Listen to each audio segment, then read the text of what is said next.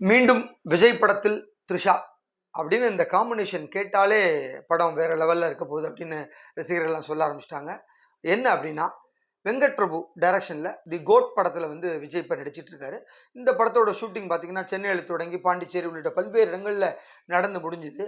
கடந்த வாரம் வந்து ஒரு 6 நாள் ஃபுல்லா ஒரு ஷூட் நடந்தது நம்ம சாலக்கிராமம் பிரசாத் ஸ்டுடியோல.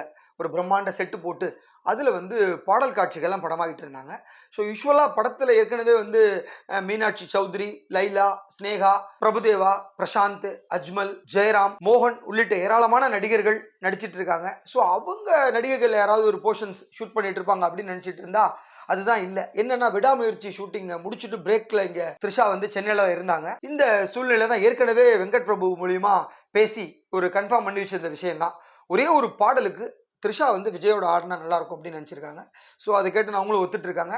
லாஸ்ட் வீக் அந்த சாங்கை தான் எடுத்திருக்காங்க. ஸோ விஜய் அண்ட் த்ரிஷா 2 பேர் காம்போல ஒரு சாங்கு. அந்த சாங்கை சூப்பராக டைரக்டர் வெங்கட் பிரபு எடுத்து முடிச்சிருக்காரு. இன்னும் ஒரு சுவாரஸ்யமான தகவல்னா, அந்த பாட்டை வந்து விஜய் சொந்த குரலில் பாடியிருக்காரு. அது இன்னும் ஆப்ட். ஏற்கனவே இவங்க 2 பேர் காம்பினேஷனில் வெளியான பல படங்கள் பயங்கர ஹிட். அந்த வகையில் வந்து இந்த படத்தில் இடம்பெற்ற இந்த பாடலும் பயங்கர ஹிட் ஆகணும் பேச தொடங்கியாச்சு. அடுத்தது இன்னொரு கூடுதல் தகவல் என்னன்னா, இன்னொரு பாட்டும் ஷூட் பண்ணியிருக்காங்க. அந்த பாடல்ல வந்து விஜயும் பிரபுதேவாவும் சேர்ந்து நடனம் ஆடியிருக்காங்க. ஏற்கனவே போக்கிரி படத்துல வந்து பிரபுதேவாவோட சேர்ந்து ஒரே ஒரு சின்ன ஸ்டெப் ஆடி இருப்பாரு விஜய். அந்த படத்தை வந்து பிரபுதேவா தான் டைரக்ட் பண்ணியிருப்பாரு. போக்கிரி பொங்கல் போக்கிரி பொங்கல் அந்த பாட்டு அப்பவே அது செம்ம மாசா இருந்தது.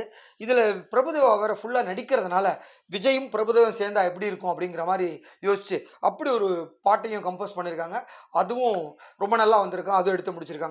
ஸோ இது ரெண்டும் கோட் படத்தோட ஒரு சுவாரஸ்யமான தகவல்.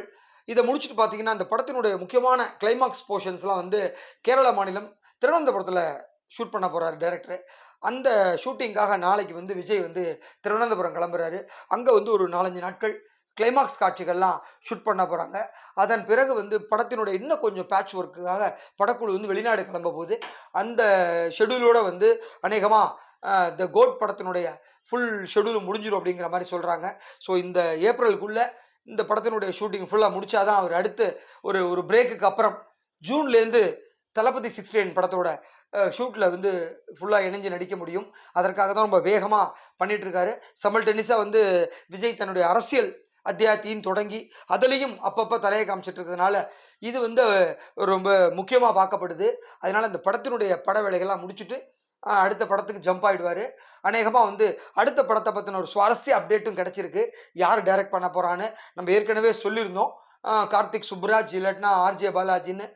அதுக்கப்புறமா 2 பேர் பரிசீலிக்கப்பட்டு இப்போ ஃபைனலாக ஒருத்தரை கன்க்ளூஷன் பண்ணி முடிச்சுட்டாங்க அப்படிங்கிற மாதிரி சொல்கிறாங்க. அதை பற்றின ஒரு சுவாரஸ்ய தகவல் அடுத்த ஷோவில் உங்கள் கூட நான் ஷேர் பண்ணிக்கிறேன்.